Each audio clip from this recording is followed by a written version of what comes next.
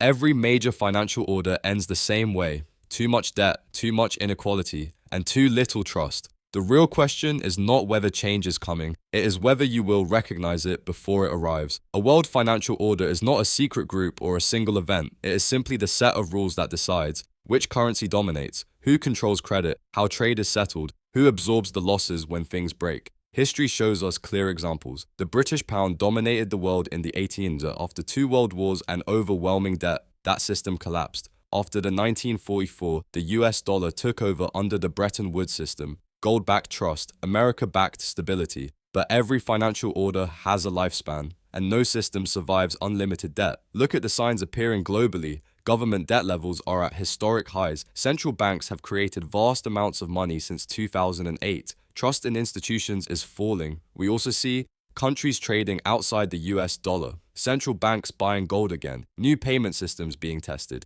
digital currencies being explored. These are not random actions. They are responses to stress inside the existing system. When confidence weakens, diversification begins. History shows this pattern clearly. People often imagine a single dramatic collapse. That is rarely how financial orders end. More often, change happens slowly, then suddenly feels obvious. The old system keeps functioning, but with higher inflation, greater instability, more frequent crises. At the same time, alternatives quietly grow in the background. This does not mean the dollar disappears tomorrow. It means its influence gradually weakens. Financial orders fade before they fail. In every transition, the outcome is not equal. Those who depend entirely on wages and savings struggle most. Those who understand assets, cycles, and protection adapt better. History does not reward panic, it rewards preparation. People who understood the shift from the pound to the dollar adjusted. People who ignored it paid the price. The same lesson applies today. This is not about predicting dates or disasters. It is about recognizing direction.